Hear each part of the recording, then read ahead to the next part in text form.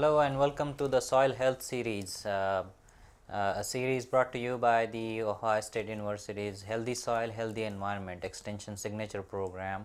And we are here at the OSU South Center studio. And my name is Vinayak Shedekar. I'm a research associate here at Ohio State University's South Centers.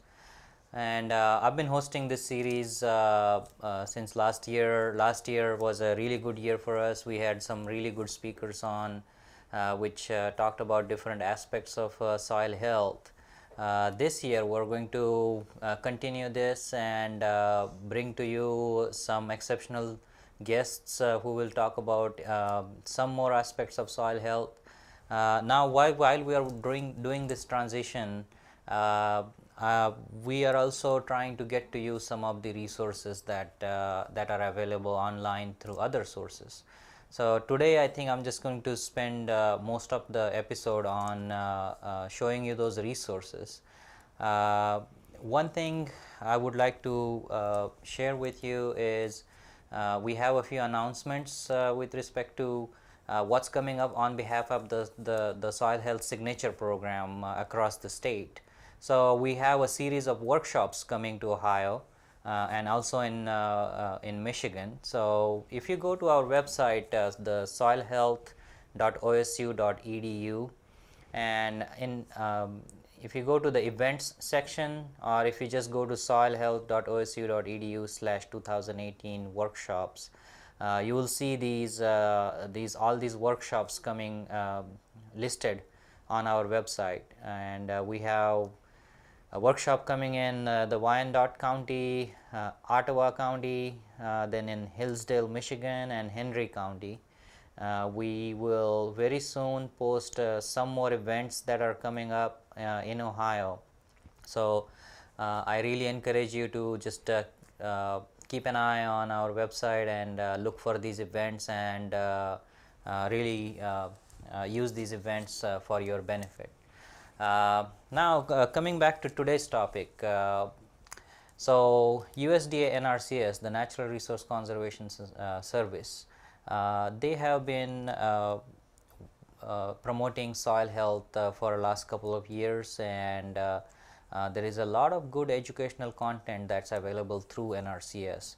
And one of these resources is the videos that they produced, educational videos that touch different aspects of soil health.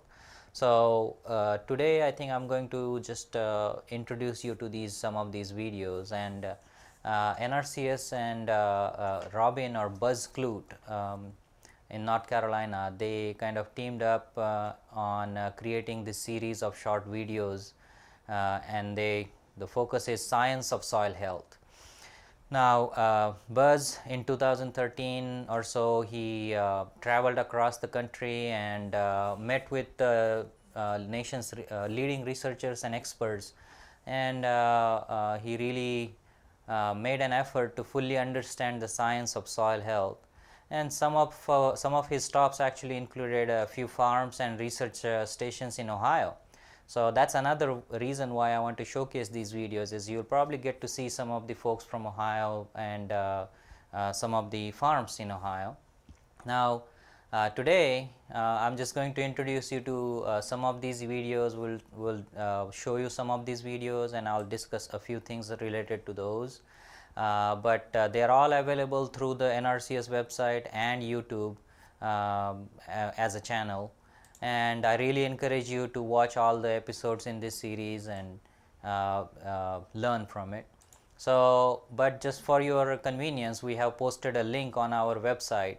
So there is if you go to our website again, soilhealth.osu.edu/video, there is a link that you can see that says the science of soil health. So you can access these videos through our website as well. Now the first video you're going to see today is just the introductory trailer for the series. Buzz Clute, what he gives an overview of the series and touches upon some of the content that you will get to see throughout the series. So let's just roll that trailer now and see what he has to say.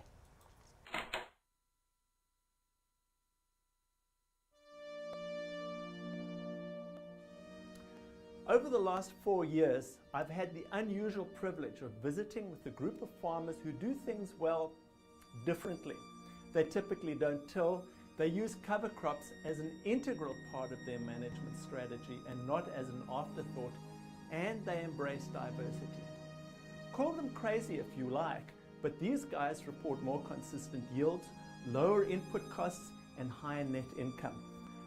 They call this soil health.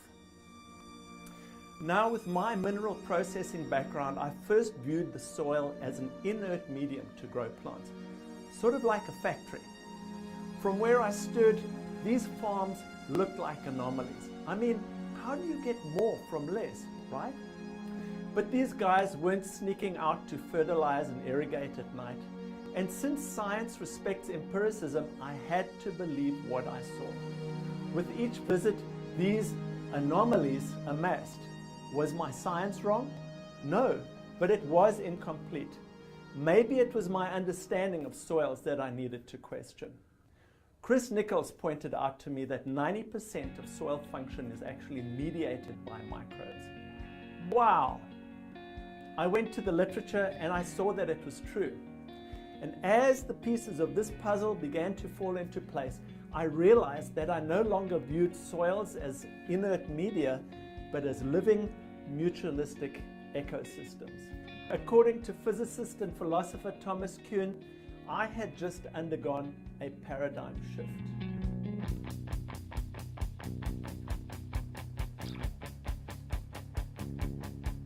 So if biology is so important, why has our understanding of its imprint on our soils over the last 60 years been largely descriptive? Maybe it's because measuring these effects is hard. Now, if it's harder to measure, is the science less valid? I think not. The question is, can science explain the success that we see on these fields, or will they remain anomalies?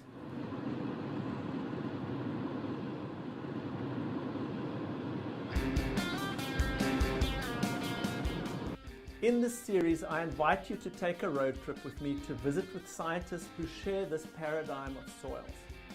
Our conversations range from rhizobacteria to landscape-scale nutrient recycle and most everything in between. So, you gonna join me? If you are, you better buckle up. It's going to be a wild ride.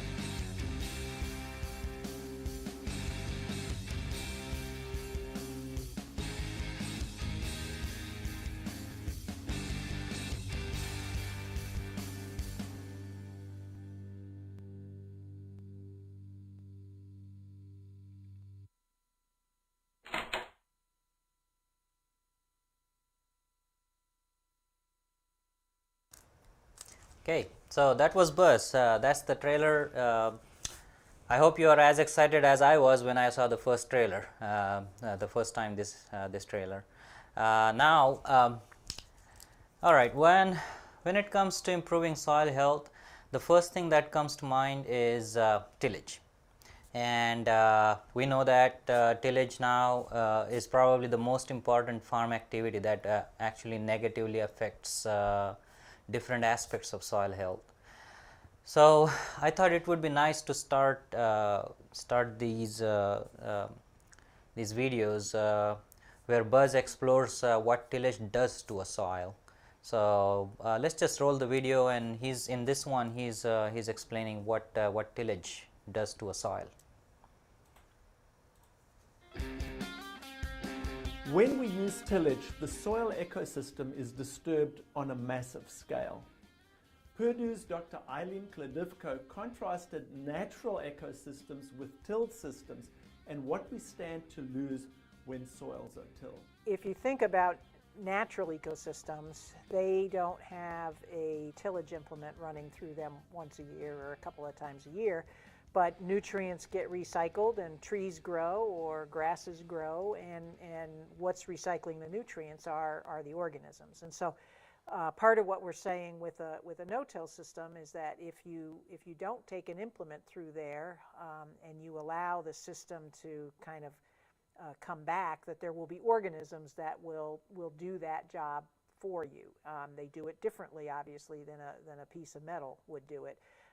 But they can be very effective, and besides loosening the soil or making burrows, they do some of these other things like convert nutrients, okay, recycle nutrients, have pathways where roots can grow, and then those pathways stay there. You don't, if you think about a tillage implement, any root channel from last year in the topsoil is going to be totally broken up by a tillage implement the next year. If you have a nightcrawler channel, or even if you have a redworm channel that's part of the redworm channel, it's there. Yes. And then the roots can follow that, and so you can have channel built upon channel built upon channel. And the nightcrawler channel, maybe a root, maybe a corn root, maybe a cover crop root will go down that, and then the next year another nightcrawler, and so on. So it builds upon itself. Will you explain to us why organic matter decomposes faster because of tillage? A tillage operation does a couple things. Number one is it opens up aggregates that were otherwise protected. So you're opening up more surfaces for the bacteria to decompose the organic material faster. That's probably the main reason. Sometimes people say, well, you're putting oxygen in the soil. It's not really so much that as by breaking up aggregates, you expose the organic matter in the soil to decomposition, whereas when it's in an aggregated state in the soil, some of that's protected, and the bacteria that decompose that organic matter can't get to it. So the tillage actually favors then, say, bacteria that would live in that environment. And yes. That's maybe what causes the flush of carbon dioxide and nitrates into the soil as well, I guess. Oh yes, the flush of carbon dioxide is very much related to the tillage. The tillage operation. Right. Okay. Right.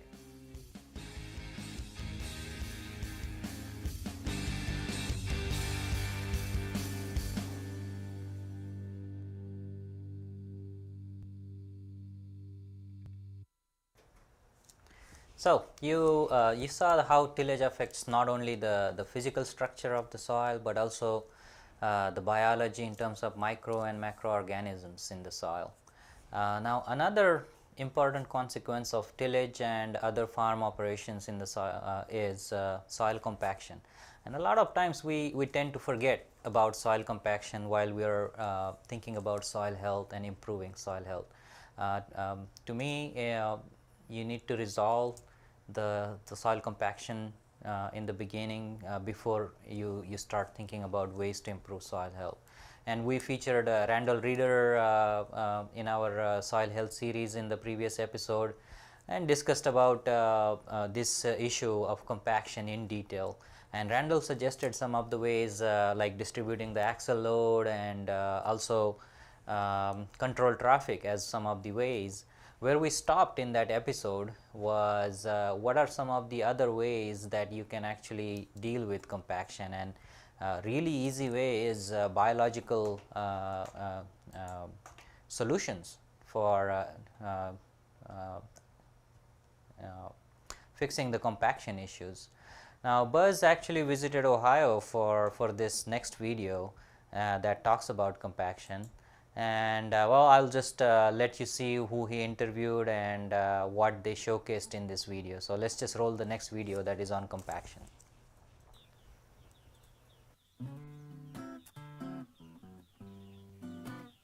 You know, the plow seems to be symbolic of that can-do spirit that you find in American farmers.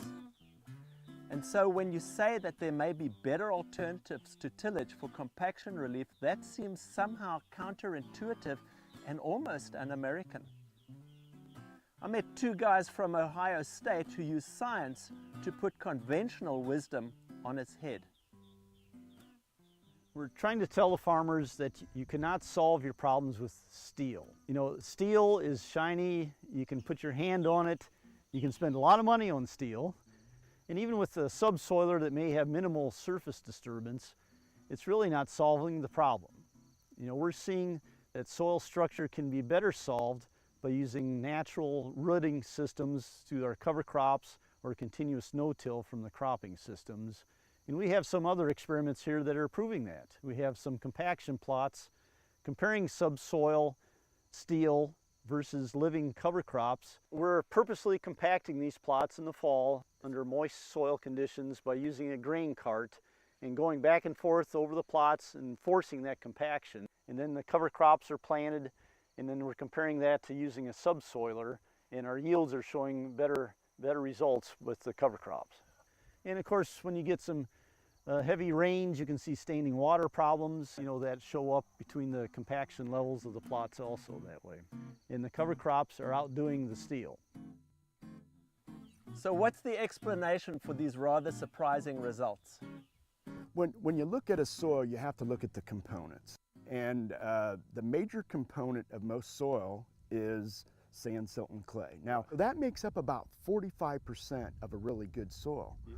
The other part of the soil, what we tend to forget about, is it should be pore space. Almost 50% of a really good soil is pore space. But then the most important part of a soil is the organic matter. That's like your head and your brains. That controls most of the chemical reactions, and most of the life is with that organic matter. When you start to till a soil, what you do is you burn up the organic matter. So in the last 100 to 150 years through tillage, we've lost probably at least 60% of our organic matter. Some studies say as much as 80% of the organic matter is going right up into the atmosphere. And this is a good area because this was the Black Swamp in northwest Ohio. When the first settlers came here, they said our soil was as black as midnight. And when you look at the soil now, you'll see that it's not as black. It's actually kind of a brown. It's lost its color, so it's lost a lot of its organic matter. I like to tell farmers that a lot of times when you till the soil, you turn it into cement mix. Okay, and so the soil gets very hard and dense. And one of the things that we've learned is that if I was going to drill into cement, I would start with a small drill and then use a bigger drill to go through it. And so that's what we do with the cover crops.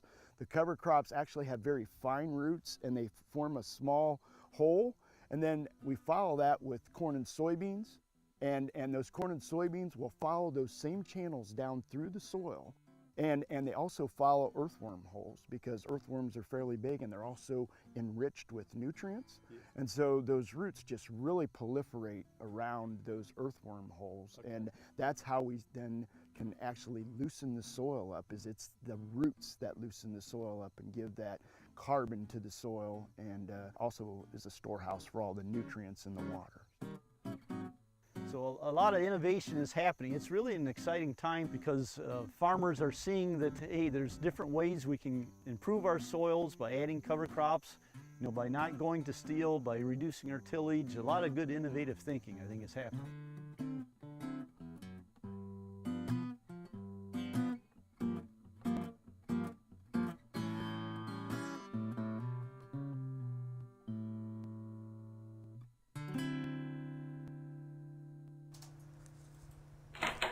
Okay, so essentially compaction is just loss of pore space. When you compact the soil, you tend to lose that air, and a lot of times we think that the air is not important, but now with the compacted soil, you have a soil that's full of water, and the pore space along with the air that is also important for plants, plant roots and microorganisms is no longer there. So a lot of these microorganisms, they actually survive in this pore space. So essentially, when you look at a plant root system and the soil around it, it's a synergistic system where all the organisms are cohabiting. So I thought maybe we can explore this a little more in our next video.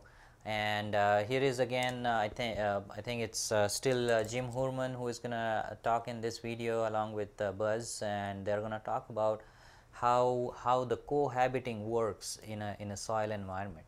So let's just roll the next video.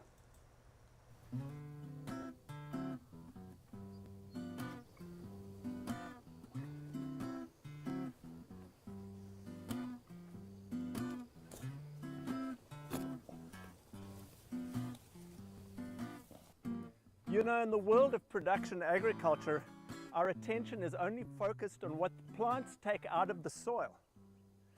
But what if that's only half the story?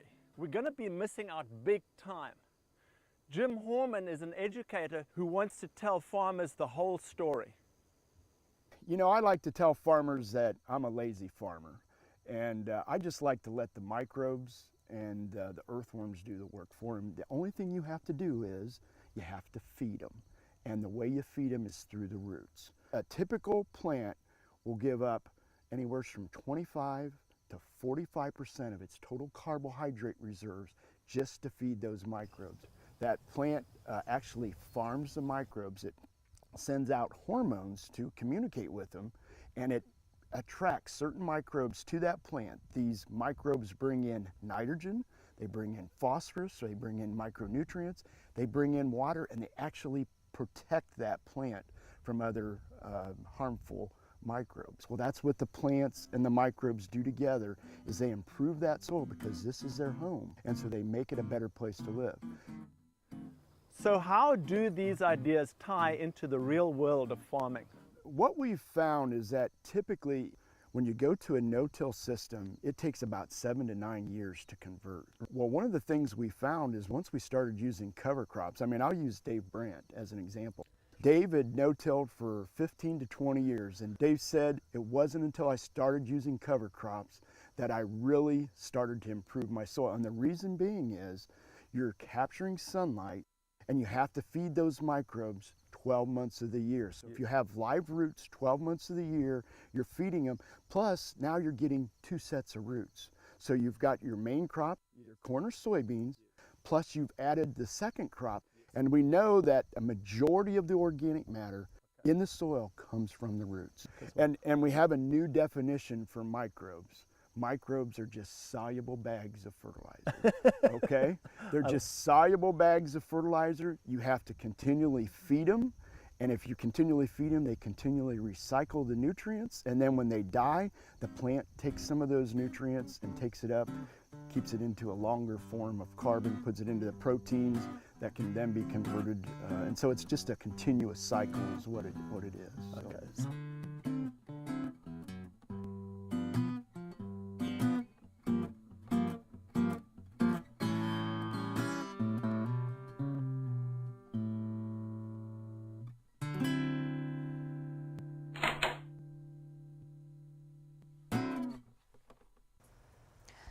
Okay, so now we know how the soil feeds the plants, and the plants feed the microorganisms, and the microorganisms in turn feed the plants. So it's a cohabiting within the soil.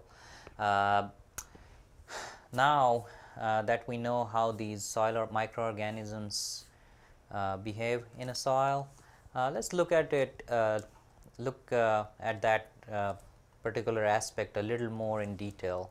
I really like this next video. Here Buzz met with a soil microbiologist who is studying all the tiny creatures that exist in the soil, and what kind of functions they perform while they are in the soil, and different time periods and so on.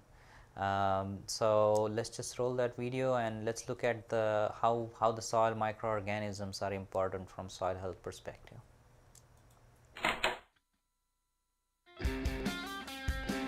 In our germophobic society today, the role of soil microorganisms is often grossly misunderstood.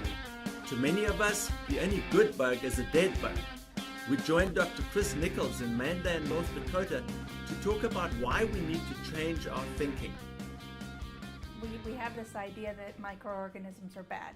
In reality, most of the organisms in the soil are beneficial. Even nematodes? Most of the nematodes that are in the soil are not plant pathogenic. Most of the nematodes that are in the soil are actually very good at helping with especially nitrogen cycling, because they consume a lot of bacteria, and when they consume that bacteria, part of the waste they give off is higher in nitrogen. So it actually is an important role in the system when you have these levels of diversity of organisms. When an organism becomes bad, it becomes bad because its population is out of control. That diversity helps to keep populations in check. So in the soil, predator and prey relationships are very important. And every organism is either eating another organism or being eaten. there are types of fungi that actually they'll kill nematodes, and you have fungi that actually will kill microarthropods. So, even the smaller organisms are able to attack some of the larger organisms. And like I said, then that keeps the diversity in the populations in check so that you don't get a population out of control and it doesn't become bad. Okay. So it's really important for us to try and work on that level of diversity. And a lot of the things that stimulate that level of diversity are the diversity in our crop rotations or Okay. diversity above ground. There's a lot of research that shows that diversity above ground is sort of equated or even masked by diversity below ground. So that diversity above ground, what it does is it provides different foods for different organisms, because that organic matter, the materials that's inside the plant, have different carbon and nitrogen ratios. And because there's different carbon and nitrogen ratios, it's a different type of food. I sometimes talk about, if you do a single crop, a continuous crop, it's kind of like giving the soil the donut diet, because you're feeding it the same thing over and over and over and over again. And so the only organisms that are able to grow and repopulate are the same organisms that Okay. are feeding off of that. Yes, yes. Whereas when you have that diversity, there are different organisms that become players in the system.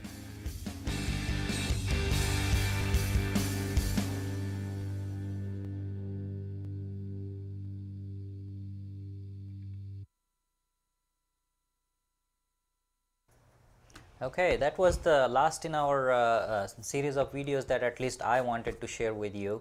And I would like to point out that we at Ohio State had a project that involved looking at the diversity of these microorganism populations in response to different treatments like tillage versus no tillage and cover crops, inorganic and transitional organic systems. We're going to have a special episode focused on that pretty soon. So we'll talk about the role of microorganisms and how they behave in different systems pretty soon. Well, I would really like to encourage you to watch this series. It's available on YouTube and the NRCS website. It's called The Science of Soil Health. And just to make it easier for you, we have posted a link on our website, that is soilhealth.osu.edu. So with that, I think this is it for our today's episode, and stay tuned for our next episodes. A lot of exciting content coming soon.